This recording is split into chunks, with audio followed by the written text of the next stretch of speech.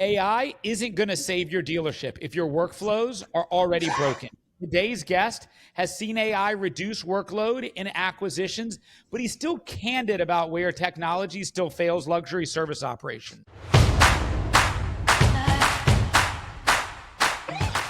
Tony, before we get into that, how you doing today, bud? Too bad, and you? I'm doing fantastic. It has been a hell of a day getting ready for the holiday. But I want to get into that statement we just made. A lot of dealerships I talk to still are very hesitant around how AI can help their dealership. It sounds like you've seen some value in AI helping it, but there's still some opportunity. First off, let's start with the positive. What is the main thing you've been able to use AI to help you be more productive, especially around acquisitions in your dealership? So yeah, I mean, like you said, we're primarily using it for acquisitions, the KBB ICO leads. And we partnered with a company called SendSmart that's their bread and butter. That's what they do, is strictly acquisitions AI. They are branching into the sales aspect, but we're not dabbling with that. Specifically because we are a luxury boutique store. I mean, we're a Lincoln dealership standalone, so we maybe sell, anywhere between probably 40 and maybe 75 new cars a month, depending on the month. So we're super low volume, but the ICO leads we get probably 500 to 700 a month. So we saw value in the AI taking over the initial follow-up, making contact with that. And like any other AI, it needs to be trained, it needs to be tweaked and whatnot. So as we've gone through some growing pains with it, we've kind of fine-tuned it a bit, and we are seeing some pretty good results, at least with the making contact, and even with setting appointments overnight, which has been great. We come in the morning and we say, okay, well, the AI set up like 3 KBB appointments for us. So we're like, okay, great. But it's taken a lot of follow-up out of my BDC reps' hands and allowed us to focus more on service and sales. How long have you guys had that in place? October, I think, was when we implemented it.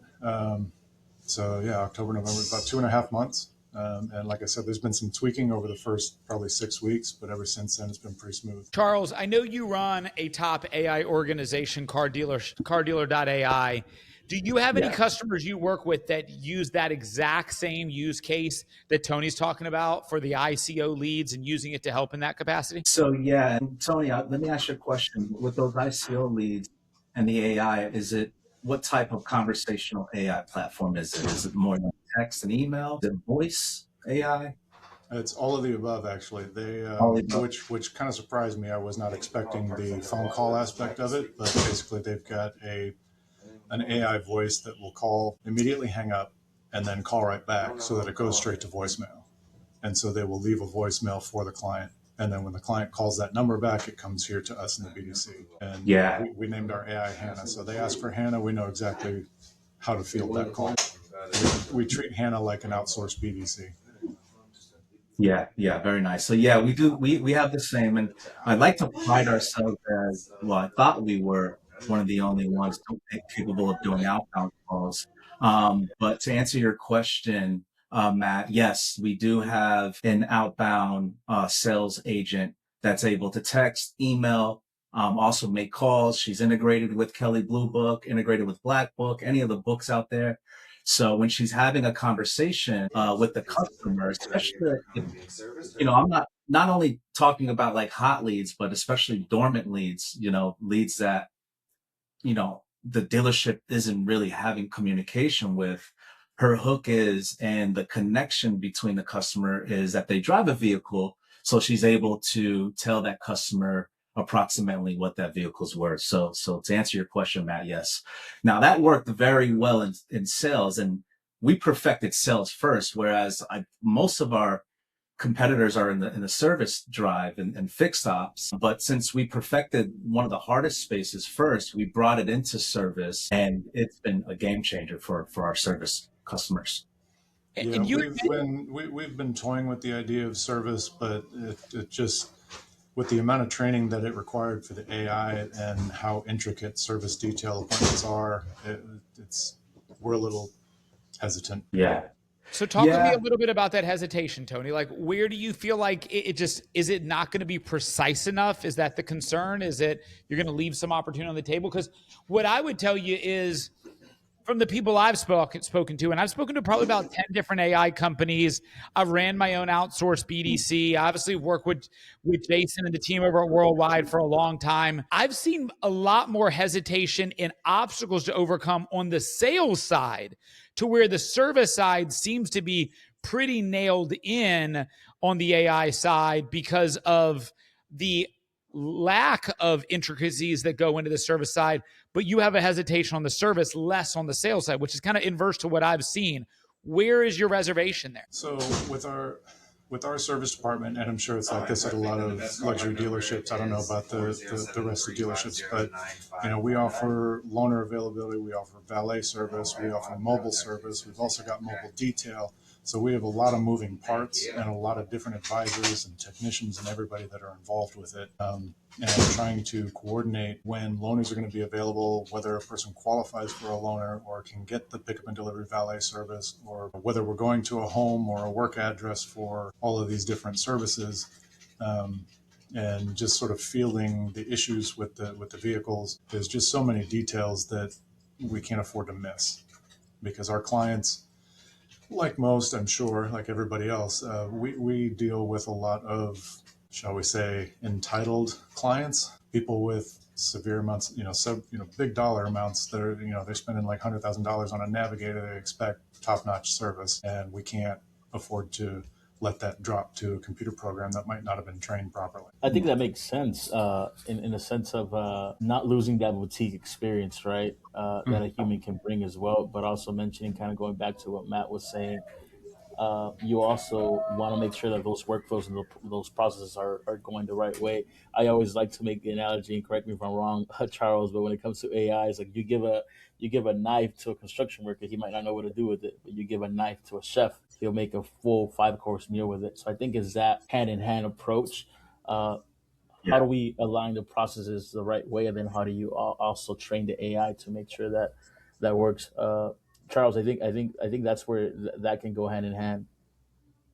Yeah, so I have a client, a Mercedes client, that just started offering the mobile service, which is huge in our industry. So kudos to you for already kind of being ahead of that game.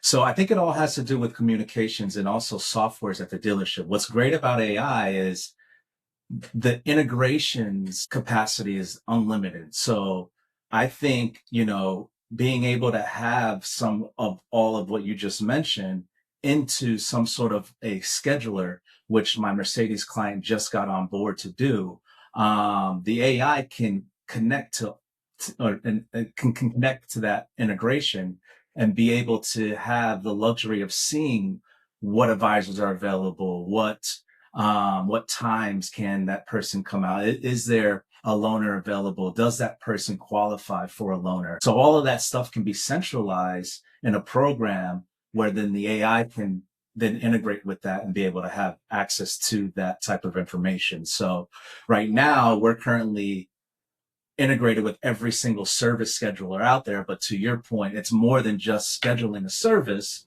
It's much deeper than that from a mobile standpoint, from a valet standpoint. But there are softwares and there are programs out there that sit side by side with your service scheduler that can also provide that type of information. So AI can have the luxury of connecting and being able to relay the proper message to whoever that customer is coming, that, what, depending on what service they want. So there is a way.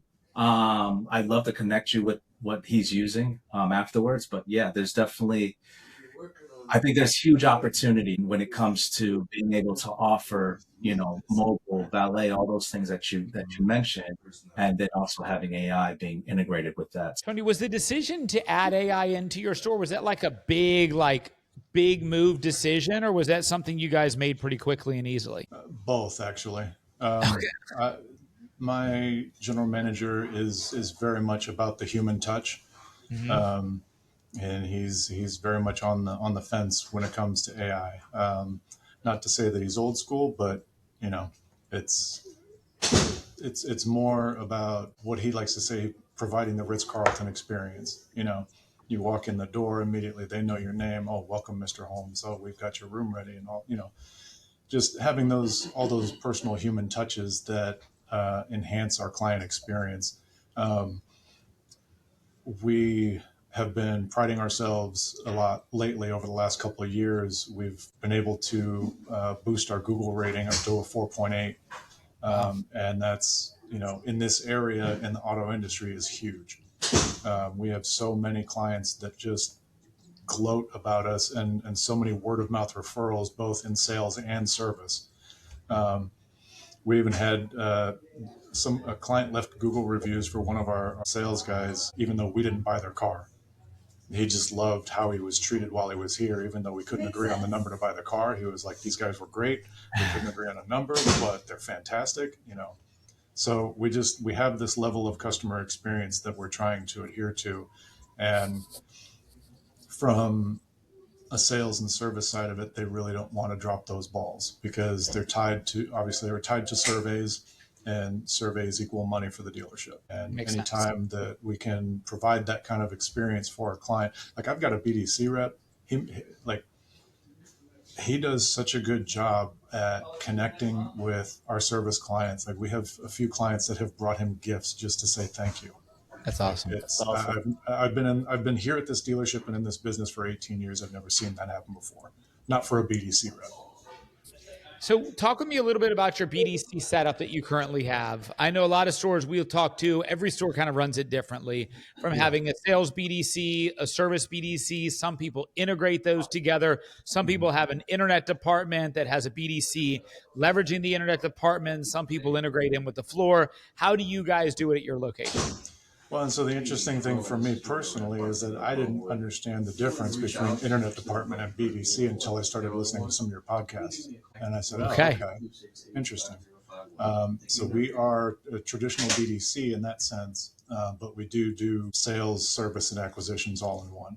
So my guys are constantly switching gears, from one call to the next, back and forth between those three aspects. Do you think you leave any opportunity? Including myself.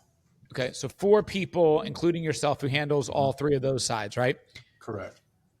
Don't take this the wrong way, and I'm sure you won't. Do you think you leave anything on the table not having a specialization focused on each of them? Okay. Yes. It's something that I have been constantly mulling over since I've taken over this role. I've been in this particular role now for a little over, about a year and a half now. Prior to that, I was just strictly BDC rep, but now I've taken over the director position.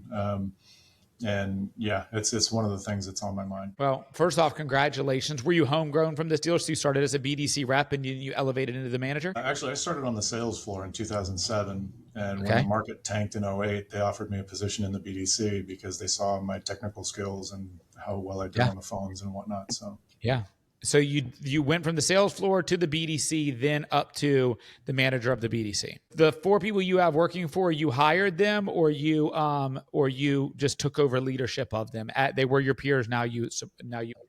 No, I've hired these 3 guys. Yeah, awesome. We had a bit of a turnover when I took over the role. Often happens, right? I've taken over a variety of teams where, you take over a team and a lot of times turnover is almost inevitable in that change. All right. So let's talk about what are you guys strong at from a BDC perspective right now, Tony? Like what we tend to focus on is, it sounds like relationships, a big strong point. You guys have a big emphasis around that. You value that. You've emphasized that. Makes total sense in a luxury store. One of the things we talk about right now all the time, which is speed to lead. Statistic I heard over a year ago that just jumped out at me, that if you don't get to that lead in under 5 minutes with the connection, that lead is gone 60% of the time. How well, from a scale of 1 to 10, would you rate your speed to lead process as a new lead comes in? So that's something that's always been one of my hot buttons. When the lead comes in, we need to hit it right away. I would say in under 5 minutes, we've either sent the email or made the first phone call, one or the other, depending on. Is there a requirement of which one should happen first? No. And as I've been listening to some of your other guests speak, I feel like that needs to change. Because I think I heard you say on one of the episodes that you guys were hitting one or the other first every single time. I think you said text message and then phone call. Yeah. So I'll share with you what we do. And we first started off call first. Without an answer, we call right back again. So we call that a double tap. And then if we didn't answer, we'd send a text and an email. We'd call back again 2 hours later, call back again 2 hours after that if we got no responses. Now, one thing we changed is because we knew we were calling from a common unknown number, and the outsourced BDC I called would be calling from a centralized location that maybe wasn't even calling in the area in which the customer lived in or the store was in. We would send a text message immediately when the call came in, says, "Hey, this is Matt. I'll be calling you about that recent inquiry you just placed about the BMW. I'll call you in less than 30 seconds. And as soon as we hit send, we wait 5 minutes or 5 seconds, and we call right behind that text message. That we saw our connection rate go up drastically, but we were really, really hard pressed on tracking that aspect. Now, Charles, you've got, obviously the ability to manage a speed to lead process. I think, and I'd be interested to see, which is, I've never asked you this question. I think AI companies can maybe be too fast for their own good. Is there ever a tempering of how fast you reach out to somebody when a lead comes in? Because the faster is good, but sometimes maybe too fast is almost too good. Is there anything to that? Yeah, so with our AI and any of our agents that we build, we want it to feel as humanly as possible.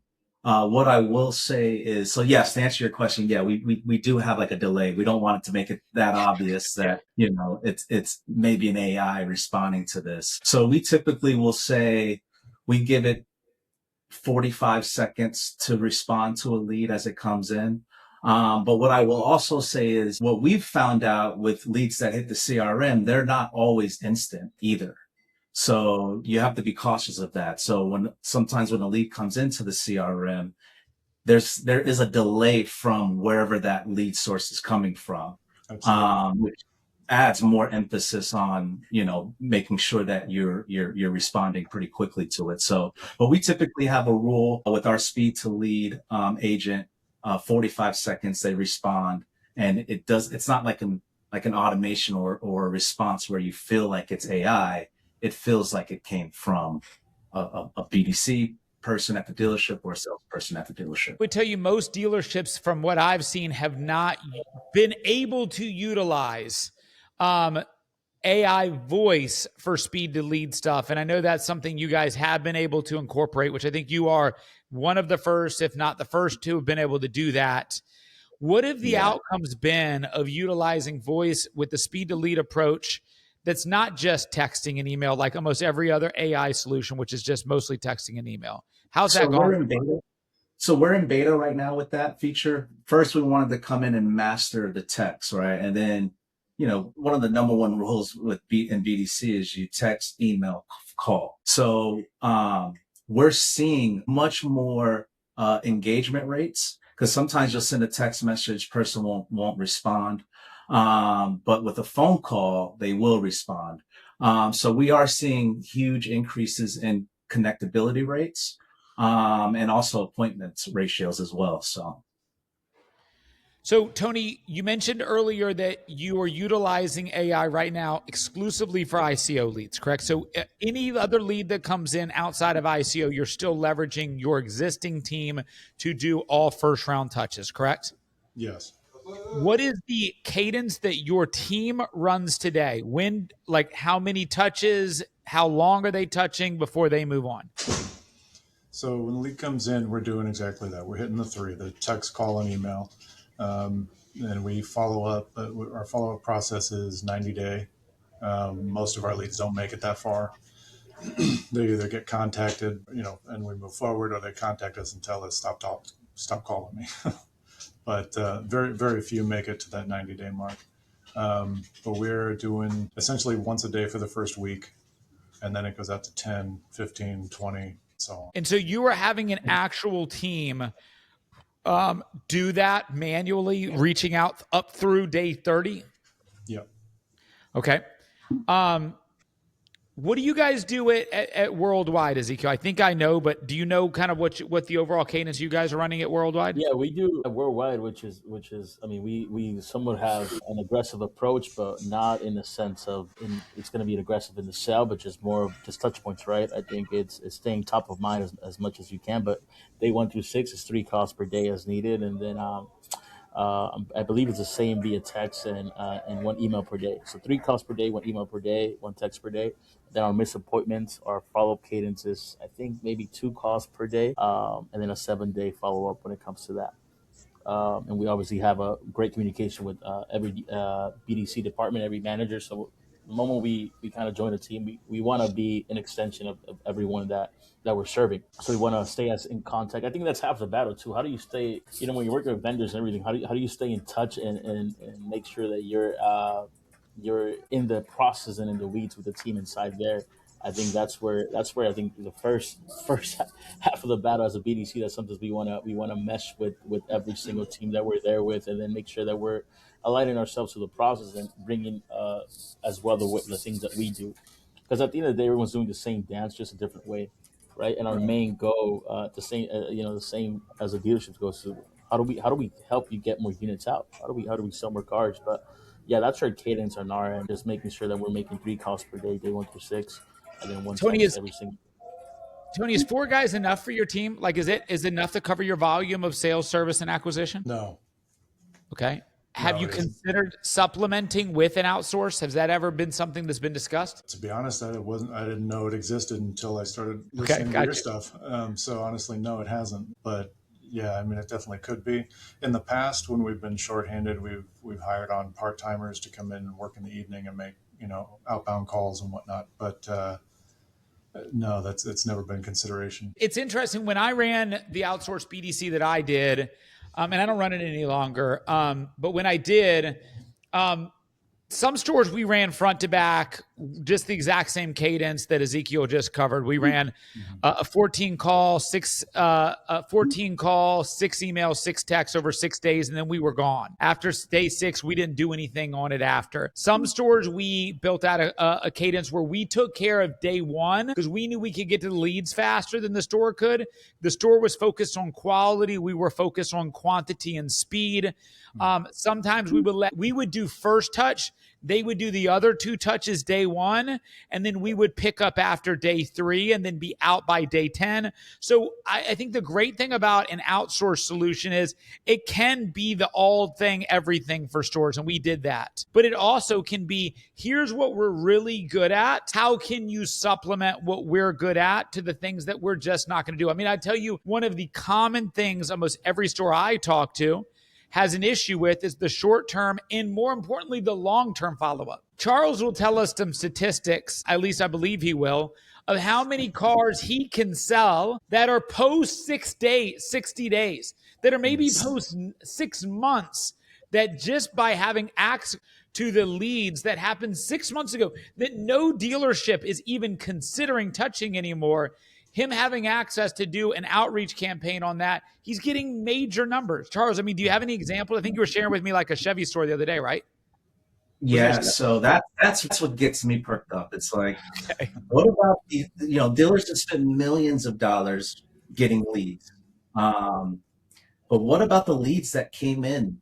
You say 6 months is great, and there are some BDCs out there that will go a year, but like, what about the leads that came in 2 years ago, 3 years ago, that didn't buy from you? What are the odds that they bought from somewhere else? That type of opportunity excites me because A, what are the odds they bought from somewhere else is pretty high. And then B, what are the odds that lead may be in a positive or near equity position? It's pretty high, especially if they bought 3-4 years ago. So being able to communicate with those leads, what we classify as dormant leads, is where I really see AI being beneficial for a dealership.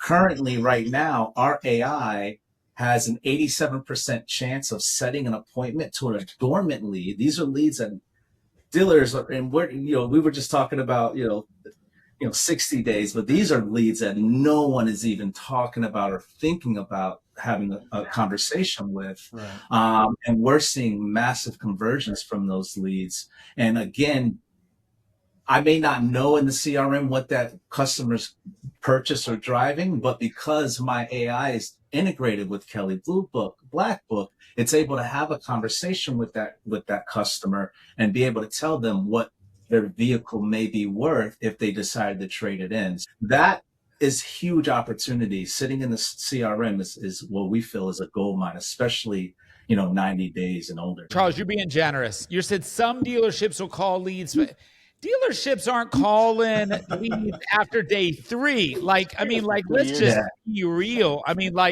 That's the reality. We can act like that way. The owner and the general manager is expecting that to happen. It's not happening.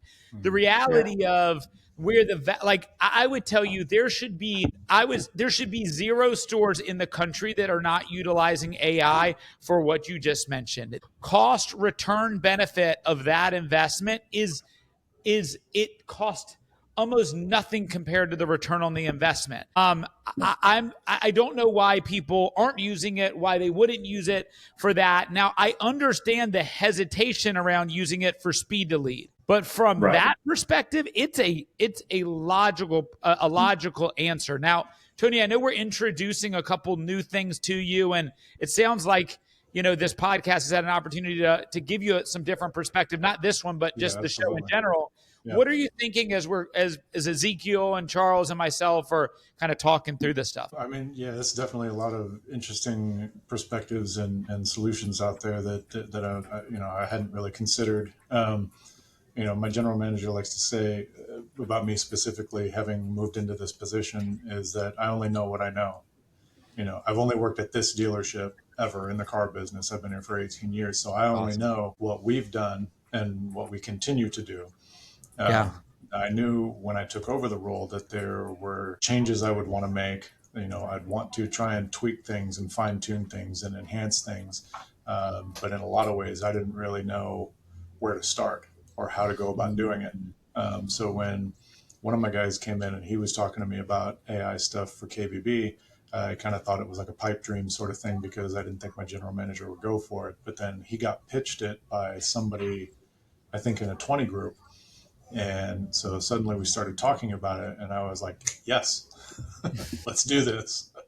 So when you asked me before if this was like a quick decision or if it took some time in creating, I thought it was going to take a lot more convincing to get us to do it. But as soon as he pitched it, I jumped on the opportunity because based off what my guy in here was telling me about his previous experience with it, I knew it was probably going to be a smart move. And it's proved to be, Good. I'm glad that you've seen the return on that investment. Charles, as you meet with customers about this, I assume a percentage of the customers you talk to, you're kind of introducing this idea, and not that you're having to sell your solution, you're almost having to sell the idea of AI, and then how does your solution fit the buy-in of that process? How often does the cost of the AI come into the budget of a dealership, what they're spending? I know that the cost of a full-time employee to work 40 hours a week in the store as a BDC specialist versus what an outsourced BDC can provide you, like what Worldwide does, I know the value distinction is vast. I know that they can give you access to 10 reps to call all of your leads for less than it will cost you to have a full-time rep at a store. Now, from an AI perspective, I assume there's similar value distinctions and things that a store can look at, but how often does the cost of the service get in the way of the value? So I'll give you a story, and this is kind of how we brought April into service. We have April, we have summer in sales, we have April in service. So we have I won't name the dealership, but it's a Nissan dealership out in Texas. We deployed summer in sales. It worked so well. He was like, "Can you have this call like my inactive service customers? So like anyone that hasn't been in my service drive in like 180 days and plus, like." My BDC's not contacting those individuals. And then he was like, I just hired 3 BDC agents. So I was curious. I said, how much are you paying them, those 3 agents? He goes, well, they're $14 an hour. So I asked him how many hours a week are they working. He said between 40 and 50. And I said, how many appointments in service have they set within the last few weeks? He goes, 16. I go, okay. So we deployed April. And I think the total math came out to about $8,500, somewhere around there. Was that 16 from those people that they haven't seen in a year? Or was that 16? So that was just 16 total. So they weren't even going back 180 days. So yeah, it was pretty bad. April cost, between $1,995 and $2,500. I can get that co-op as well. So it all depends on the manufacturer. But within 3 weeks of us deploying April, she set 70 appointments and had 20 dealer follow-ups. So an $8,500 budget for BDC reps that they brought in the service to set 16 appointments versus a $1,995 investment to set 70, 80 appointments by the way, she wasn't setting appointments to active customers. She was going specifically towards those dormant, inactive customers. Just kind of shows you the true value of AI, as long as, the AI is what it needs to do. Tony, I don't have any idea on the service side. This has never been a part of my focus. You have a service team. Are those numbers good? Is that value good? I mean, how does that sound to you? I don't know how to justify that. Well, and again, I guess it just depends on what those appointments were. If those reps were targeting the dormant customers, then that's one thing. But if that was like just a normal day in service, those are terrible reps. Well, I will plug that it was a brand new dealership, a brand new point. They had a DMS that came with it. So, but still, to your point, the results weren't great on that side. Yeah, I mean, we've got, like I said, I've got 4 guys in here, and on a Monday morning we could set 16 each. So yeah. I don't know. I'm hoping that they were targeting the dormant ones. Yeah. But to your point though, if the AI is setting that many more, then obviously there's quite a bit of value there. I love it. Yeah, we're seeing about 5 times more than the human agents currently. Sure. Yeah. And is it just because of volume and clear activity? I mean, and controlled message, I would imagine, also is a beneficial thing too, right? All the above. And what I would love to pride myself in, because I've heard all of my competitors' bots, especially like when you're doing outbound. Like if you're doing outbound, it better not sound robotic. Yeah. So that is one of the biggest crucial elements you need in order to master outbound. That's just number one. But then also controlling the conversation. Number 2, controlling the data and the targeting is number 3. Yeah. So all the above, I would say, goes into how successful the campaign is going to be. It's interesting. I'd say the best voice AIs I've heard are the ones that actually have designed flaws in them. I think that's the most important thing for you to establish and create. Tony, you said that the current company you use to do the ICO leads does have voice. To you, is that voice quality indistinguishable to a human, or is it still very clear AI? And do you have to clarify? Do you have to communicate that it's AI because of that? I've not run into any problems where somebody immediately thought that it was AI. Okay, good. And the sample of it that I heard sounded as real as anything. So awesome. That's why we were okay with it, because like Charles said, I mean, if it sounds robotic, yes, we were just going to be like, yeah, you can skip that part. When I heard Charles's, they had programmed in like of keystrokes on a keyboard and like a little. I think they even I don't know, Charles. Maybe I'm exaggerating a little bit, but I feel like maybe you had like a faint phone call ringing in the background at times. Is that accurate? Yeah, that is accurate. We've analyzed thousands of conversations. Under 1% of people know it's AI. Wow. And those that do know it, they are so impressed by it that they don't get upset. Mm-hmm. They may ask for, a live human or someone at the dealership to speak to, which we're able to do live transfers for. But yeah, so the ambient noise in the background is crucial. And then also just the entire process from a psychological standpoint. I'm getting a text message from this person, or they think it's a person. I'm getting an email also And then it's saying to reply if they want an outbound call. Then this same person that sent me the text and email called me, and then I'm hearing noises. She's typing and there's phones ringing. She could be at the dealership. I think all of that goes into Sure. Yeah. It kind of sets the stage. It sets the stage from just a psychological standpoint. So yeah, for sure. A couple of the things I'm interested to know from you, Tony, and I hope you know the answer to these. I hope I'm not catching you off guard by asking you. Right now, on your sales side, do you know what your set rate is? We are currently a little lower than I'd like, but overall we're at about 26. The month started off slow, but we had a huge week last week and a big weekend that jumped our percentage up. We were at like 18% last week.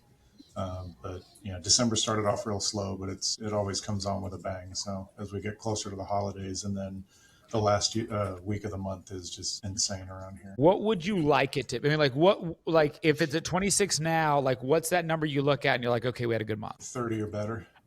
Okay. And what is your show rate on that? Let's say you had 30% set rate. What's your show rate on average? Do you know? Our show rate on average is 70 to 80. Okay, good. So maybe you could have a few more appointments, but the quality of appointments you get a yes is really good. That's a good number. And then our close rate. I love our sales team. My general manager came into this dealership in 2017 and completely changed the culture of the store. So it's had huge improvements on my department. Actually, I mean, if we can hit 30% set, usually between 70 and 80 show, and then anywhere between 70 and 80 sold. So. What percentage of the leads are being bought? Well, the percentage of show. Okay, but 80% of the people who do show then buy. Right. Do you know the percentage of leads ultimately buy? Do you know that number? Right now we're sitting on 13%. We like to try to get about 15. Yeah.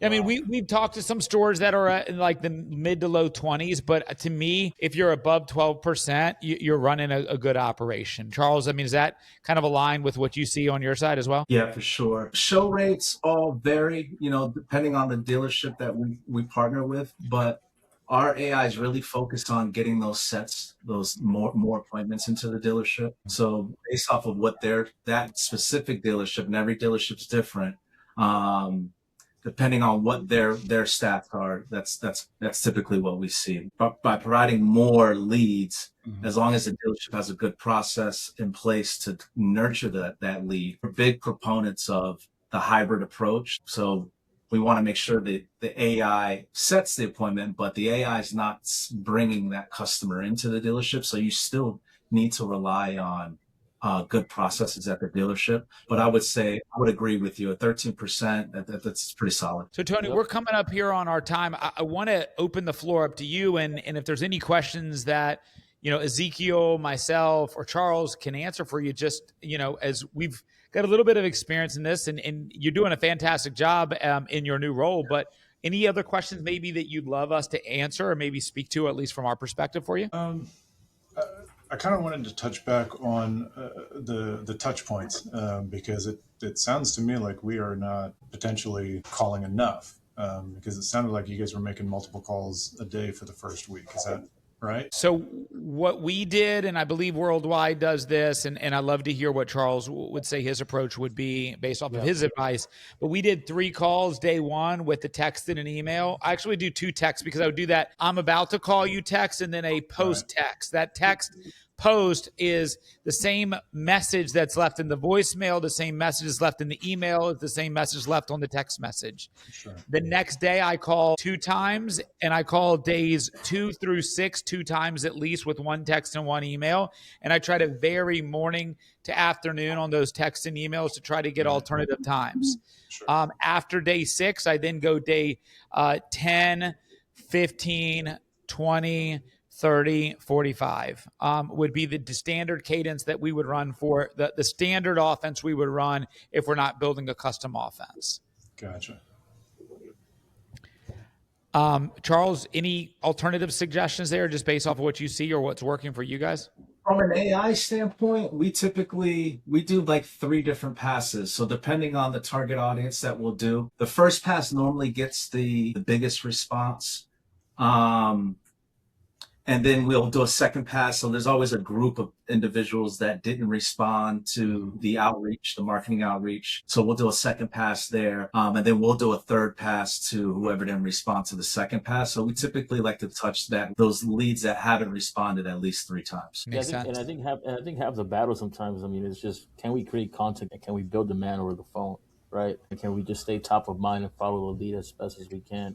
And that's a big thing. I think you touched on something very important. I mean, that's culture. I think you need good processes. You need great software, but the core of it is people. And I think you guys have that where you're at, which is if you have a good culture, good people that are bought in, and you have a solid game plan. I think once you add the process and you add really good software, I mean, I think the world is your oyster at that point. You kind of have you're running lean, but you can scale at a really good point. So for us, as we, at least at Worldwide, it starts with the people. It starts with how do we train our guys the best way that we can, but also being aware of like how can we use software to our advantage and just make sure we're, the world is evolving. So how do we stay consistent and maximize it? At the end of the day, like Matt was saying, dealerships spend tons of money on marketing, commercials, ads, leads, everywhere, meta. And it's like, okay, well, if your team is doing a good job of handling this bucket, well, what about the other buckets? What about the dormant leads? How do you maximize all that, right?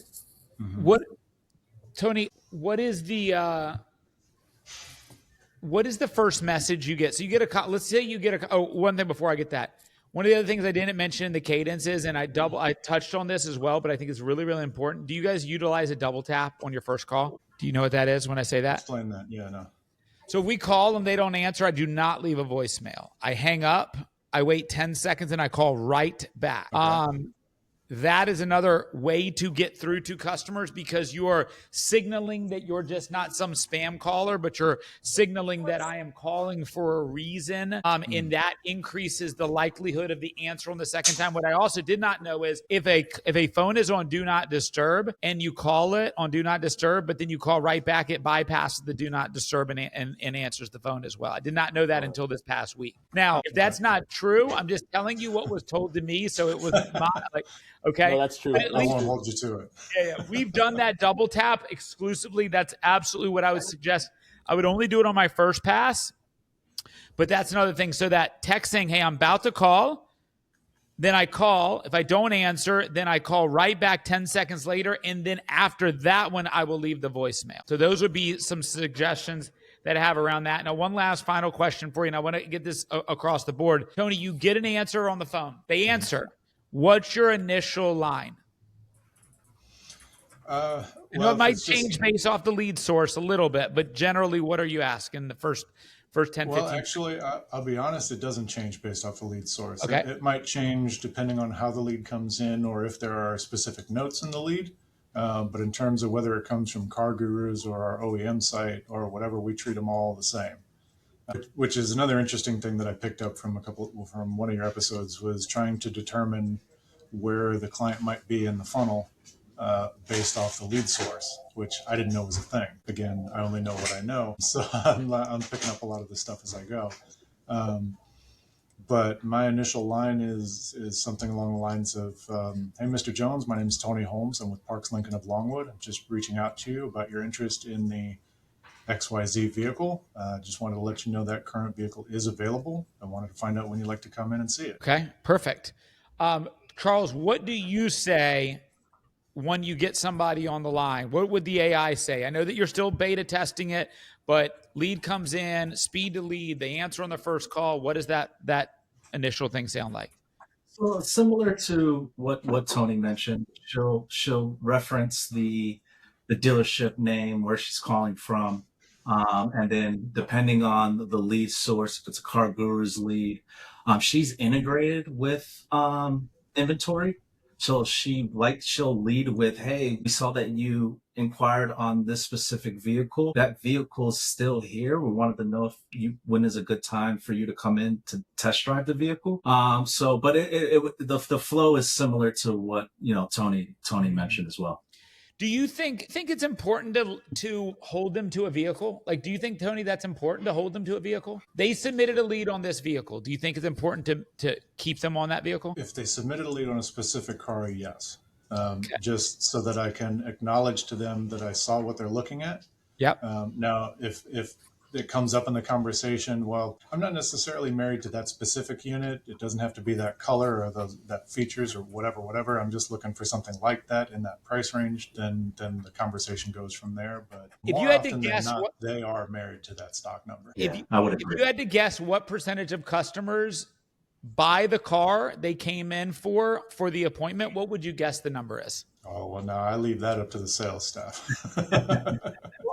The reason But I I tell the client over the phone, I'll make sure that this vehicle is ready when you get here. Now, if they change their mind when they're here, yeah, they can buy whatever they want as long as they buy. I don't disagree with you. When I heard the statistic, it blew my mind, and it changed my approach. And so that's why I'm asking this question, because over 70% of the customers the customer buy is not the vehicle they set the appointment on. That doesn't surprise me. And so why I ask is, do you think it's important to keep them on a vehicle or on a situation that the vehicle presents? That's kind of a shift that we had in our focus of what we asked. And so when we would call a customer and say, hey, I saw you just submitted a lead on this BMW X5, amazing choice.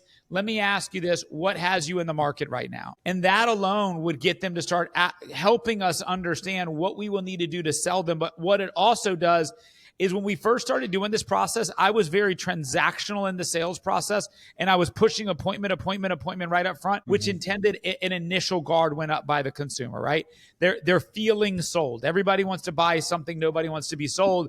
But if I'm able to ask them that question, hey, we have the vehicle in stock, a beautiful vehicle, love the X5. Let me ask you, what has you in the market right now? That creates the urgency where they are in the funnel. It creates the demand. It creates all of those different things that I can then use their answers to then sell the appointment. That created, at least for my team, which was a lot of a younger team, a junior team, it created significantly easier conversations focused on solving the customer's problems instead of solving our problem, which is, can I get an appointment? And it made much easier conversations. So when I heard that stat, 70% of people end up buying a different car than they set the appointment on, I was like, there's no way. Everybody is sold on this specific stock number. This unit is what they want. And if you don't have this unit, then I'm going to go somewhere else to buy. But meanwhile, 70% of them buy another car when they get there. Have you heard a stat like that, Charles? I wonder if I didn't mean to interrupt you, but would you say that that's more of a new car technique than a used car technique?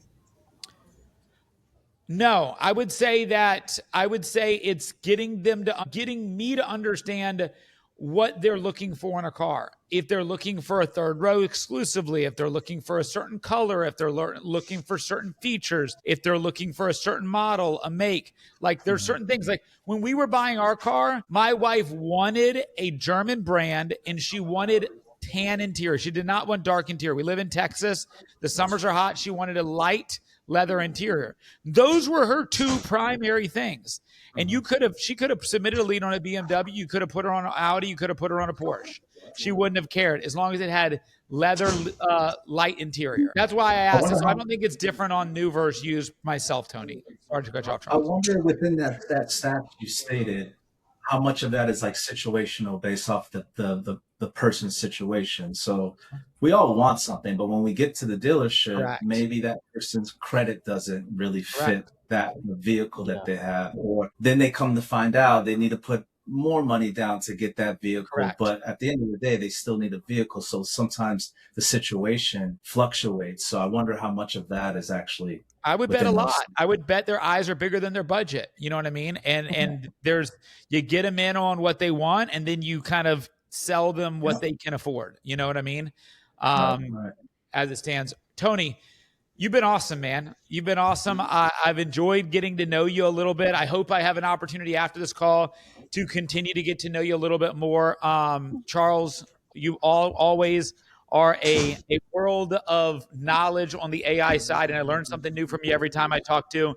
And Ezequiel, we all wish to have a head of hair like that one day, flowing at the top like that. So we'll work on the beard to try to get it like Tony's one day. I can't. This is about as long as my beard Once gets. upon a time, I had his hair. But,